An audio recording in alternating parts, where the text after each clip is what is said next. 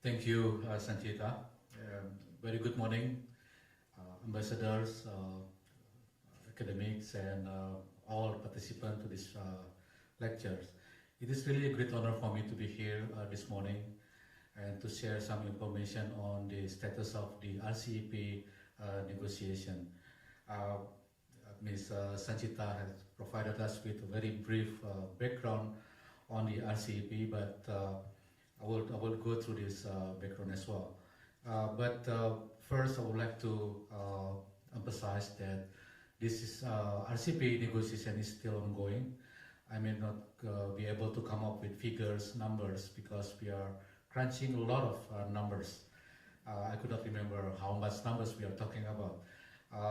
But I think the PowerPoint that I prepared last night could somehow provide you with some ideas on where we are in terms of our negotiation and how to navigate around quite the challenging issues that have been confronting us for a few rounds.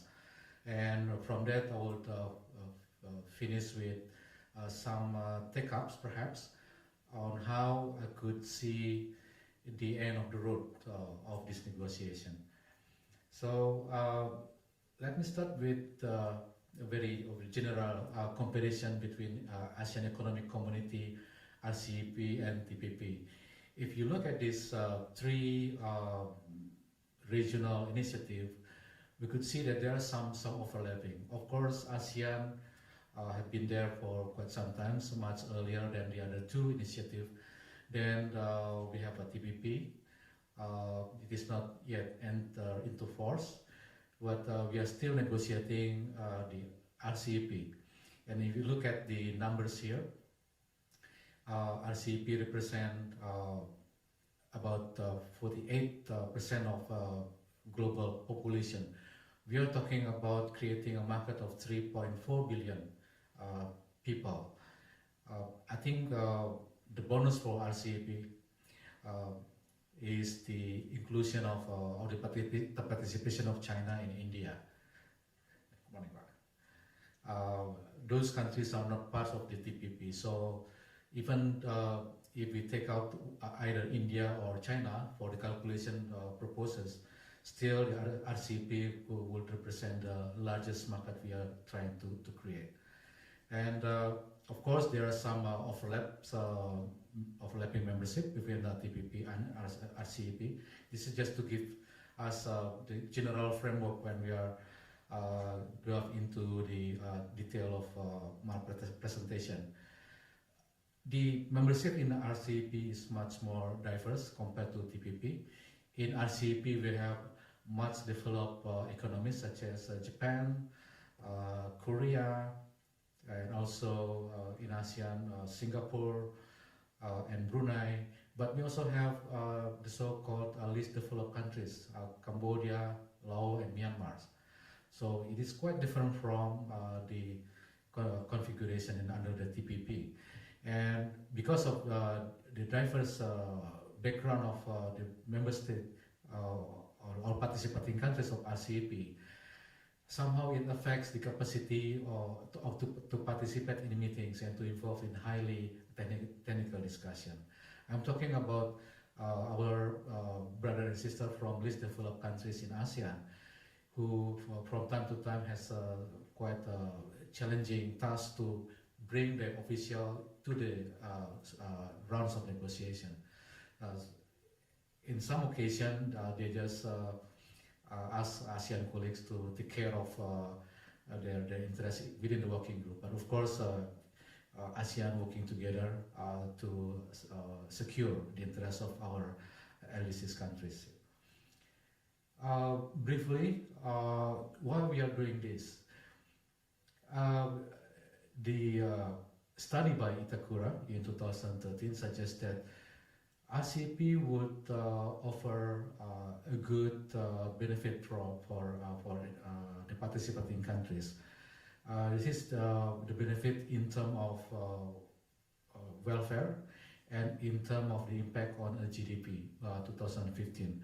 So the purple graph represent the RCEP, while the most left graph represent ASEAN.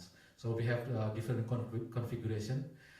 ASEAN for the blue graph, and then ASEAN and ASEAN FTA and CJK, China, Japan, Korea, living together side by side, represented by the red graph, and ASEAN plus 3 represented by the green bar there, and purple one represent ASEAN plus 6, meaning that we are talking about RCEP. So the gain is not equally distributed, but nevertheless we see here that RCEP would offer a better gain in terms of welfare and in terms of impact on the GDP.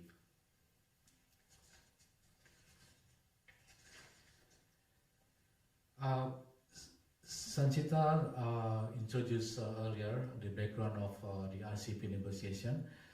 It was first discussed and introduced by ASEAN countries in 2011, and then this concept of RCEP was introduced to our 6 partners, and by November 2012 in Phnom Penh, the 16 countries, in fact the leaders of the 16 countries endorsed the guiding principle and objectives for negotiating the RCEP.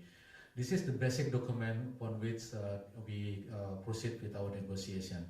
And the first negotiation was held in May 2013 in Brunei, and we have completed the 17th round of negotiation. The last time in Kobe, last February till also early of March. And the next round, the 18th round, is scheduled on the 2nd to 12th May in Manila. Knowing the magnitude of the work that we have to complete, there are international meetings being held at the sub-working group, and TNC as well as ministerial level to help addressing outstanding issues that could not be solved during the plenary meeting of the RCEP TNC. And the next international RCEP ministerial meeting is scheduled on the 22nd May 2017. Again, we try to accelerate this negotiation process, and we agree that in May, in the set line of the APEC meeting in Vietnam, we will hold the RCEP ministerial meeting and to do some checklist, so to speak. Stakeholder engagement have been there, and it is held at the TNC and working groups level. Stakeholders who engage with us includes business, civil society, and academics. And the engagement of stakeholders will be decided by the host country, and the arrangement of the session with the stakeholders also will be arranged by the host country of the meeting.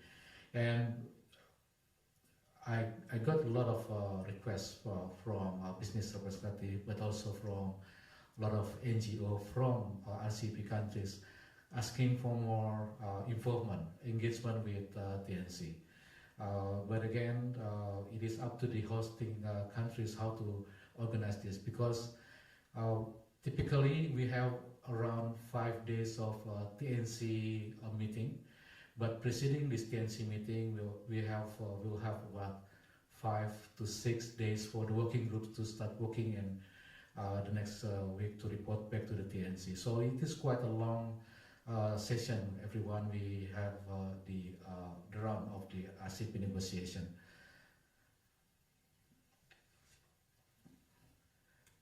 I try to summarize really the complexity of the structure of this negotiation, and I come up with this diagram or chart. Of course, the RCEP TNC will report back to the RCEP ministers, but RCEP TNC is assisted by various working groups. We have working group on goods, services, investment, e-commerce, IPR, competition, economic and technical cooperation, as well as legal and institutional issues. Under the working group on trade in goods, we have sub-working groups comprised of rules of origin. CPTF stands for Custom Procedures and Trade Facilitation. We have a sub-working group on SPS, sanitary and phytosanitary, and we have a sub-working group of STRACUP. We like this acronym, STRACUP. It stands for, what it is, Standard and Technical Regulation and Conformity Assessment Procedures. It is easy to say STRACUP, but it is a struggle to. Okay. Trade remedies is also discussed within this context, but it was discussed at the expert group meeting, and the TNC is yet to decide whether or not to establish a sub-working group on movement of natural person, and whether or not we could agree on the establishment of working group on government procurement. But again, it has not been decided yet. In pursuing our negotiation, we have joint meetings when and as necessary. For example, the sub-working group on SPS and CPTF will have a joint session among themselves, and we also have a joint session between working group on services and working group on investment, because there is obviously a link between the two areas. We also have the joint session between working group on legal and international issue with other working groups, because the working group on legal and international issue covers the so-called cross-cutting issues. So when we talk about transparency, for example, it cut across all areas of negotiation, and we ask the working group on legal and institutional issues to sit together with the relevant working groups to deal with these cross-cutting issues. The TNC itself, the Trade Negotiating Committee itself, have a various format of meeting: plenary, TNC leads only, especially when we come to a very difficult and difficult and challenging issues. But from time to time, we also have the TNC +1. The +1 could be from goods, from services, from investment, and from other working groups. Depends on the issue being elevated to the TNC. We also have the format of TNC +3, meaning that we invite to the room some more technical official to help the TNC to make the decision.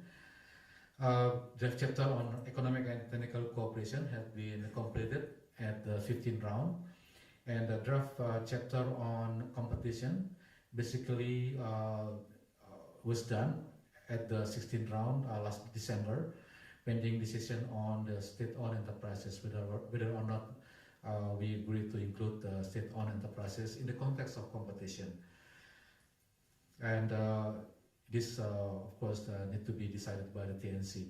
But these two working group on economic and technical cooperation and working group on competition, will not meet again the next round, because they have completed their work actually. And as the negotiation expand from the first day until the 17th round, the members of delegate attending this meeting also grows in numbers, from around 60 people in the first round in Brunei in 2013 to up to 700 something at the most recent round. So you could imagine the magnitude of this, at least in terms of official attending this meeting. And to be frank, it has become a rather expensive business to host a TNC meeting. And it requires confirmation of the hosting countries around a year in advance, just to make sure that they could provide all the budget requirement and of course the venue. Because typically in the last round in Kobe, I think we have around 20 or 21 rooms, small and big rooms, to accommodate various format of negotiation or various working group and sub-working group. So just to give you some ideas of the magnitude of this negotiation. Now, let me go into the more substantive issues. it is about the progress or lack of progress there is. How far we can say that we have made a good progress in terms of going into uh, the finish line. I have to be candid in this room that in terms of tax and based on our assessment in the last round in Kobe, I think around only 10% of the tax have been completed. So meaning that we still a lot of work to do to finalize the text of the agreement itself. And there are some explanation to this. There's a hostage taking strategy adopted by some RCEP participating countries or RPCs. They could not move in particular areas because they see there's no progress on their proposal on other areas. So the guys simply say, no, we would like to see some progress there first. Also, one of the explanations why the tax negotiation has not yet progressed well is because for some delegates, same official has been assigned to take care of 2 or more working groups.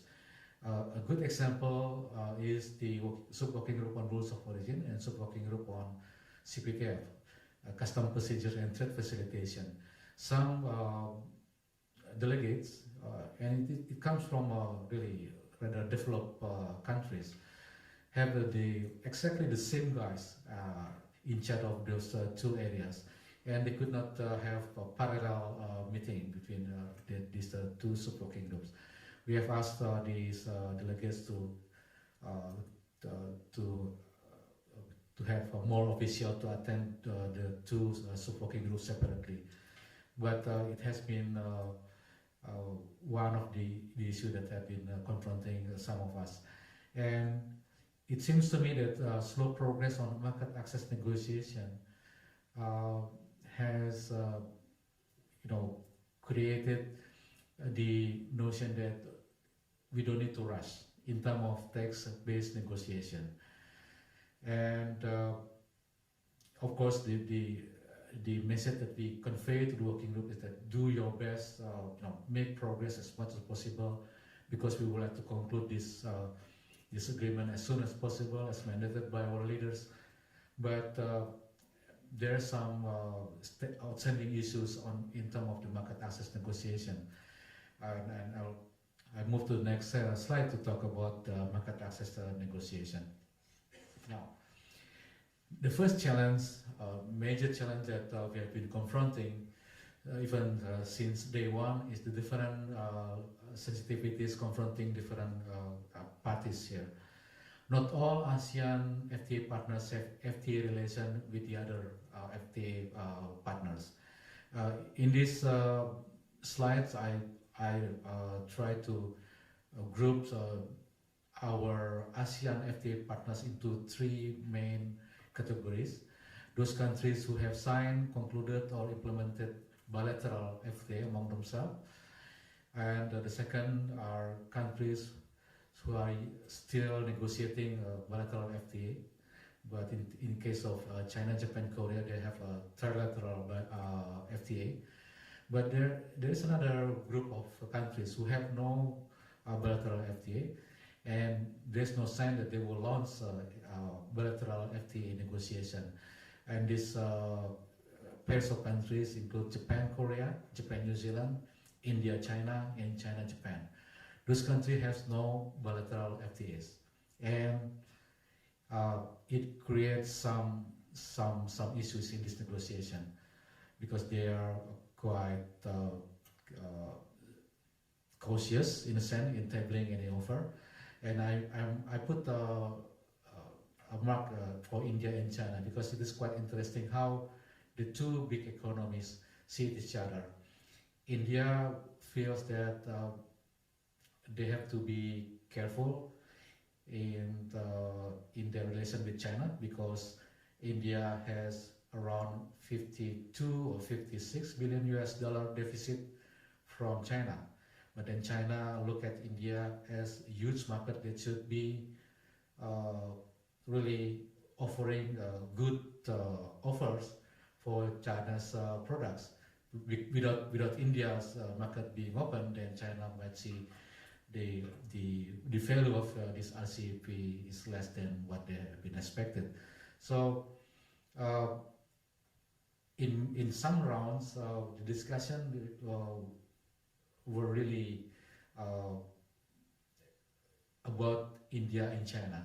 But because we are talking about system countries, if India has some difficulties with China, India will talk to me, and then I convey back to China, and China will respond to me, and I pass it to India. And at some points I say, you sit together there, why don't you just talk together there? Actually, they're sitting next to each other in the room, but they always go to the chair. So it is quite fun to me, at least.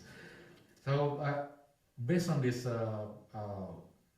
table, we see that different RPCs have different sensitivities towards certain RPCs. Even RPCs of TPP members could not just offer their commitment in TPP under this RCEP negotiation. So existing ASEAN plus one FTA also have different levels of commitments. But let me clarify the second point. Different RPCs have different sensitivities toward certain RPCs. Imagine that, let's say, Indonesia have no difficulty to offer a lot of things to Australia under the ASEAN-New Zealand FTA. But it would be quite different case if we talk about ASEAN-India, because we are quite sensitive in many issues with India. Steels, for example, I think beef and some others products. So we have a different set of sensitivities vis-a-vis different partners. So the next slide shows to us the status of our ASEAN plus one FTA in terms of tariff elimination. It is captured in HS 2007, 6-digit. It shows to us that different ASEAN countries have different sensitivities in different ASEAN plus one FTA. Let's say Brunei, under the ASEAN Australia-New Zealand FTA, Brunei could commit 99% of tariff line to be eliminated, while under ASEAN-China FTA only 98%, but under ASEAN-India FTA, Brunei could only offer 85%. So we see there different sensitivities to different partners, and if you look at Indonesia, this is the most quoted example. Under the ASEAN, Australia, New Zealand, Indonesia commits 93% of tariff elimination. Under China, ASEAN-China FTA, Indonesia commits 92% of tariff elimination. But when it comes to ASEAN-India FTA, Indonesia could only offer 49% of tariff elimination. But if you look at the below these rows, we can see India.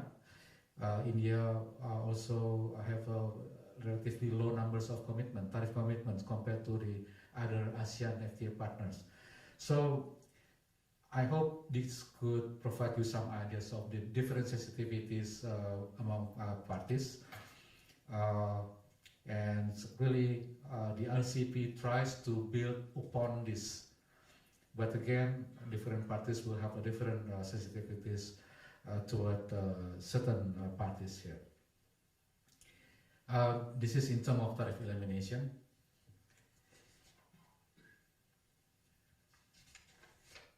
And if we talk about services, I take this from the ISIDO work in 2013 using the Hoekman Index. Hoekman Index measures degree of commitment in the service sector. One will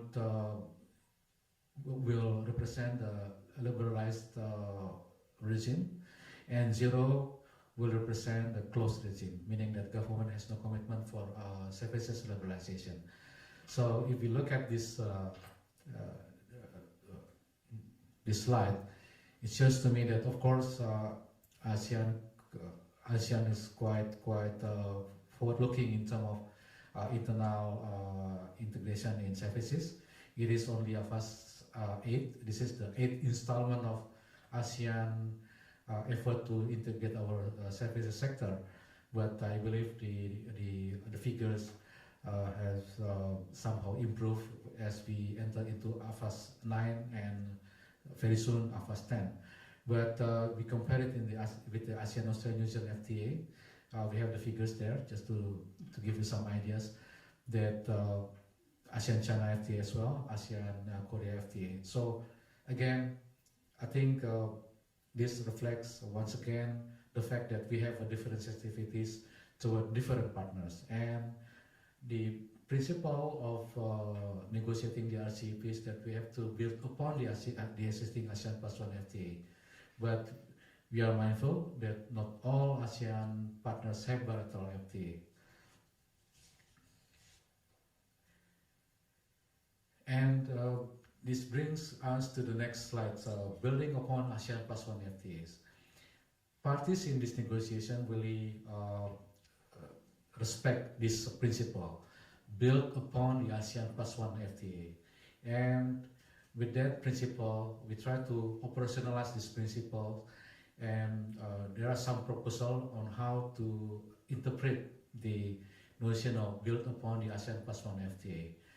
In services and investment, we are talking value-add elements in services and investment, MFN, RCEP, and transparency list. But the difficulty among us is that some parties would like to set the benchmark for quantitative benchmarks for the value-add elements in services and investment.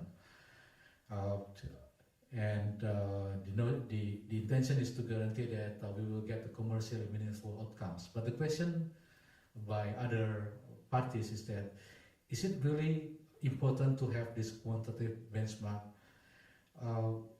Why don't we look into the detail of the offers being tabled here? For example, in terms of foreign equity participation, for example. So there are many ways to come into the commercially meaningful outcomes, but we are still struggling on, whether or not we would like to fix the quantitative benchmark on value-add elements for services and investment.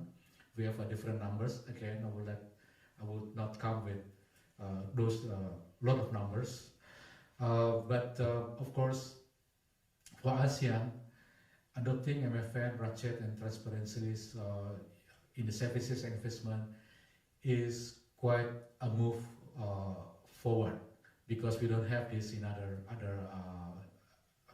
agreements. But partners tend to see that, well, you have to have a quantitative benchmark to make it really commercially meaningful. So we're still discussing it.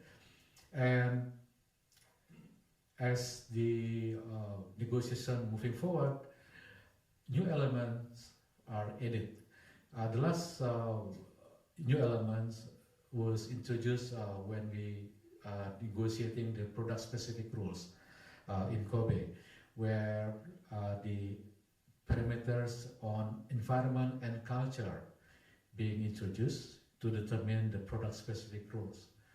But it has created a situation where the sub-working group could not just move on. After, I think, 5 days of negotiation, the sub-working group could only make progress for one tariff line out of total 5,000 something, because of the introduction of these new elements. And because, again, the principle is built upon the ASEAN Plus One FTAs, some parties try to go beyond the ASEAN Plus One FTA, of course, but it creates the situation where we have the moving goal gates. If you play soccer games, you have a fixed goal gate, right? And everyone will try to kick the ball into this goal gate. But in this negotiation, and some partners propose new elements, which create the situation where the goal gate is moving here and there, right? So it is quite difficult to target our our goal. So, for example, in the services negotiation, there's a proposal.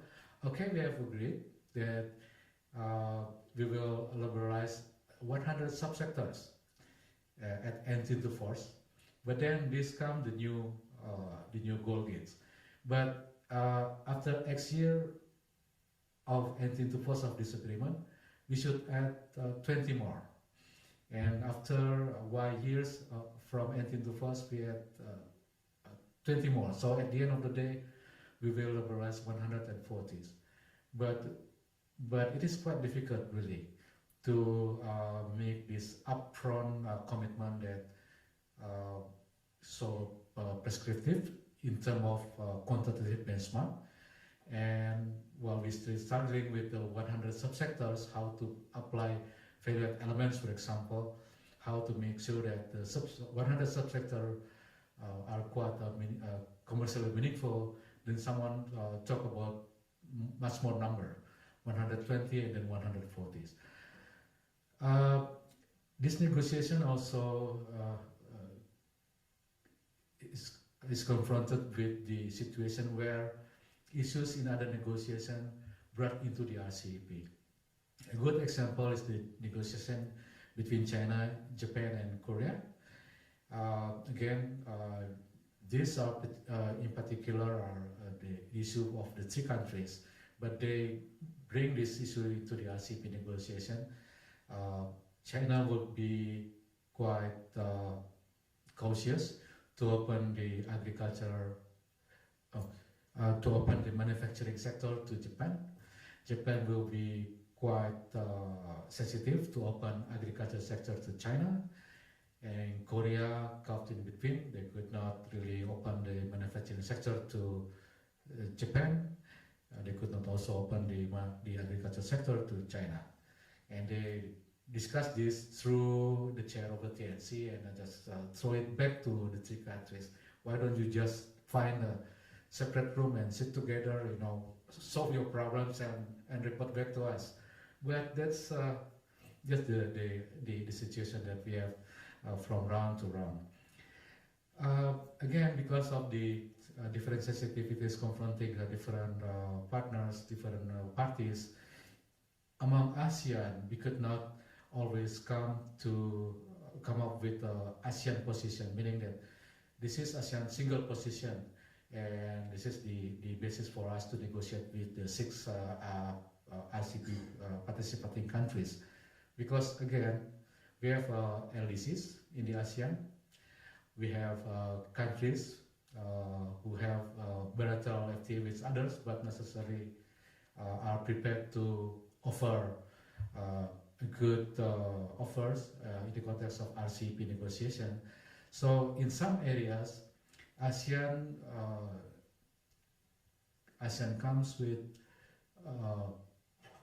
position of ASEANs, meaning that this is the package of ASEAN position, the package of 10 ASEAN countries' position, rather than talking about ASEAN position, which is a single position, solid one position of the 10 countries.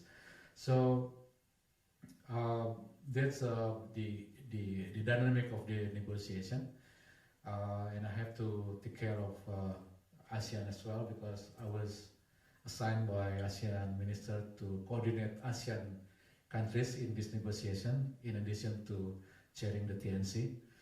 And last point I would like to convey is that from time to time we are talking about trading off. In negotiation it is very normal, very familiar if we talk about trading off our negotiation. A be traded off with B, for example. But this is multi-parties negotiation. It is difficult for me as the TNC and as the ASEAN coordinator to trade off something between ASEAN and partners. Even within ASEAN, sometimes we don't have really single ASEAN position.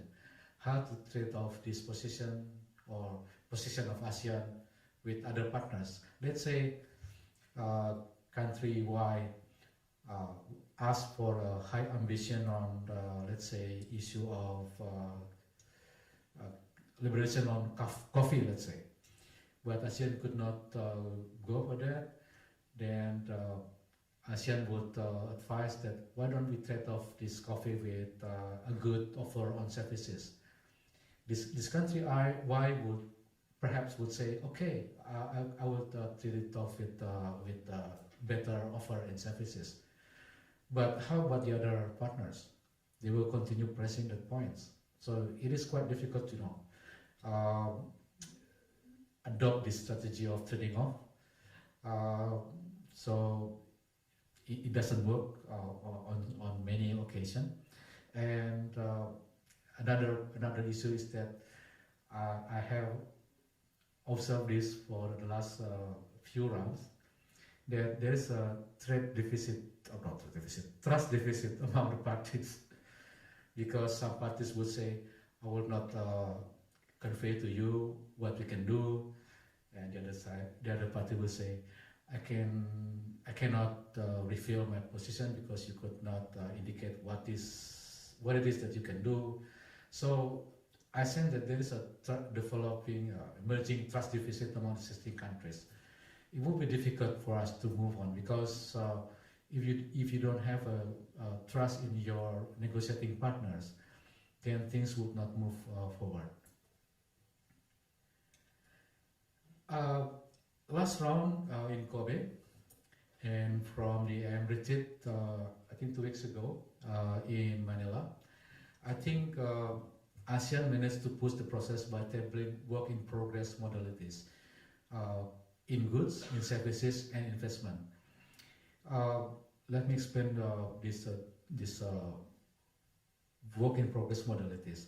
On goods, for example, there is no final agreements on the final level of tariff liberalization based on the principle of common concession. Common concession means that you offer the tariff liberalization that applies to all partners without any discrimination. So the consensus, at least in Kobe, is that in terms of goods, while we're still working on the final level of tariff liberalization, we have to start crunching numbers and come up with the second or improved offer for the next round. So my intention is to really invite the 16 countries to come up with numbers and see how we can go, how far we can go with this new or improved offers on the second round of tariff offers. Because without doing that, we could not come up with some ideas. What kind of deviation is needed by certain countries? Because even in the first round of negotiation in 2013, I could remember that some countries talk about limited deviation from the common concession, meaning that limited deviation would means that I could offer a good tariff offers for, let's say, 12 countries, but I could not offer this to the other 3 countries. So there's a deviation from the notion of common concession. But we have spent a lot of times, a lot of rounds to understand the nature of limited deviation. But I come to the notion, the understanding that we could not, prejudge what kind of deviation we are talking about. Just let's do the crunching. Let's table the offers and see what kind of deviation we are talking about. We could not predefine the amount of limitation, whether it is 5%, 2%, 1%. We could not predefine this deviation without starting, putting on the table what we can do. Yeah. Then once we can table this improved offer, then parties will check the offer by others through bilateral and plurilateral negotiation of the requests and offers. Similarly, on services and investment, we are still working on some elements of the modalities, but ASEAN is confirmed that we ask the partners just to start improve the offers on the next round, and to see how far the parties can go. And of course, those elements that cannot be settled at this point in time, such as the threshold for value-added elements, MFN, RCEP, transfer list for services, will be dealt with in parallel. Also in investment, the value-added elements will be taken care, as we also table a revised reference list for the next round. We also agree to categorize the issues at hand. First, the technical issues that should be and could be fixed at the working groups levels. The next category is the policy issues, including legislative concerns, something that we think the TNC could handle this and to settle these issues. But also we have the third category, which is political issues, which include constitutional concerns, because over the time we heard some countries, not all of the countries, just a few countries have a constitutional constraint to move forward because of their constitution say the other way. So we believe that the third category of issues should be tackled at the minister level, and for minister to provide guidance how to handle this. At the AM retreat in Manila 2 weeks ago, we basically reconfirmed that this is a single undertaking negotiation, meaning that nothing is agreed until everything is agreed, but we have to do something. And we agreed that offers tabled are on a without prejudice basis. Parties are allowed, if they see that their interest could not be reciprocated, could not be responded by other parties, then they could revisit their offers. And in terms of exchanges of improved offer, we agree that only those countries who have tabled their offers can get access to the offers of other parties. So meaning that if country A doesn't offer anything on the table, then the country A could not see the offers by other countries, so they would be left alone. Now, I think this is the last PowerPoint that I have. How to see this negotiation be completed sometimes in the near future. I believe that sensitive parts of negotiation, which is market access, but includes rules, may be concluded this year. I'm not saying in what months, but at this point, I'm quite confident that with those work in progress modalities in goods, services, and investment, somehow the TNC could push hard to make progress on the market access, but in parallel to make progress on rules, tax-based negotiations. It of course requires strongest political support, and that's the reason why we propose that we will have an intersessional RCEP ministerial meeting in May. Having said that, we are mindful that the complete text of this agreement would require some more work beyond 2017. I also understand that there will be a legal scrubbing of all chapters in this agreement. So my best bet would be for the RCEP to be signed sometime next year. But in terms of substantive negotiation, my aim would be, and I'm quite optimist. Somehow the market access negotiation and a tax-based negotiation could be concluded sometime this year. So by the end of the year, I believe in November, the TNC could report to minister and minister report to leaders. Then somehow, gut feeling, we have concluded the substantive part of this negotiation. Uh, but we are, as a TNC chair, I'm not trying to corner anyone in this negotiation. But my spirit is that let's do our best. If there's a consensus among 14 countries, 13 countries, 15 countries to move on the same basis, just move on. Because if we wait for the 16 countries to be on the same boat every now and then, it will be difficult. Because at the end of the day, those countries who could not join the majority should make a political decision. Are you on board or not?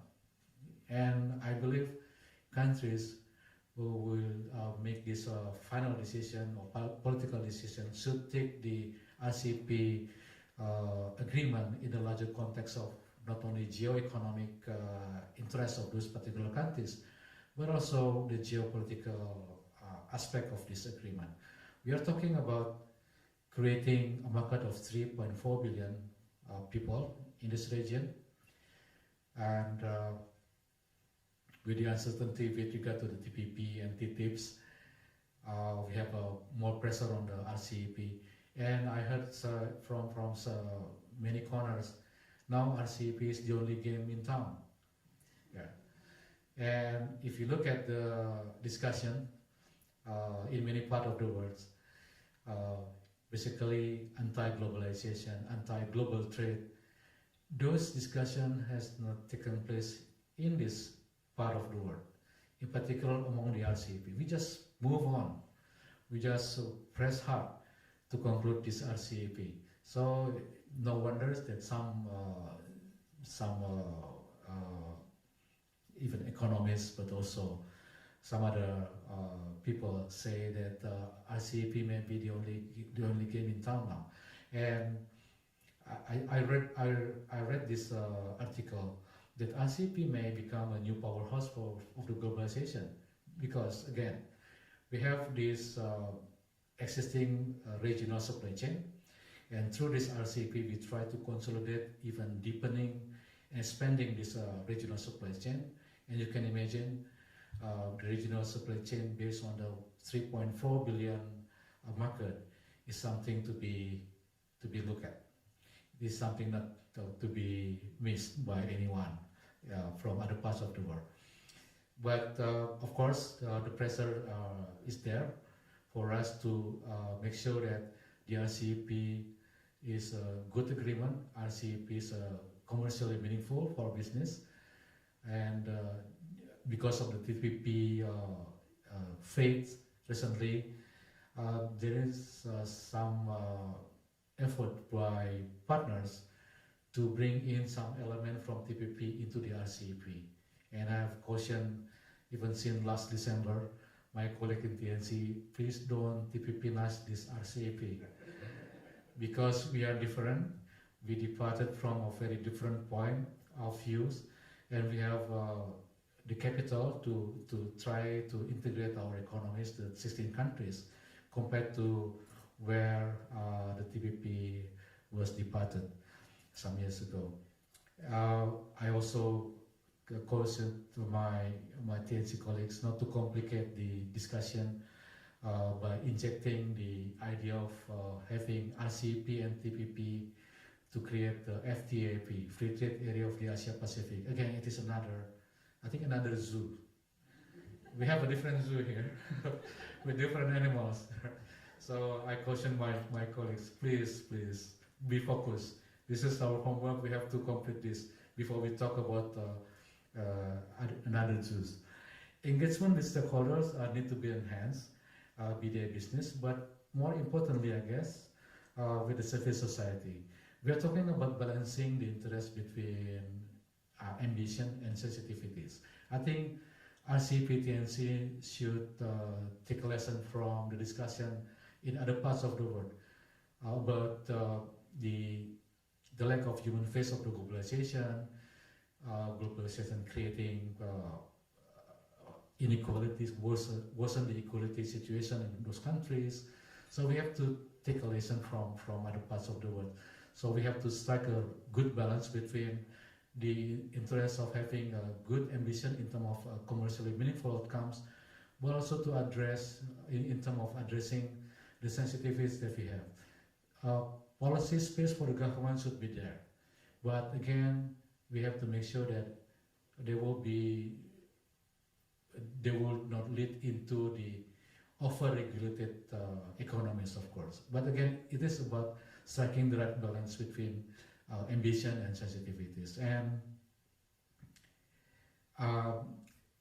I would end my presentation by saying that by looking at those challenges, different sensitivities, different ambition, it could be the case that RCEP will end up with the notion of asymmetric equilibrium. Some countries may not have their best interests captured in the goods parts of this agreement, but perhaps they could balance it with some gains in services sector, and perhaps those countries who have the great interest in services sector could balance their gain with some more flexibility on investments, for example. So we have to look into these different areas of negotiation in a holistic ways. At the end, it will be the individual countries of the RCEPs to assess whether their overall interest could be entertained by this agreement.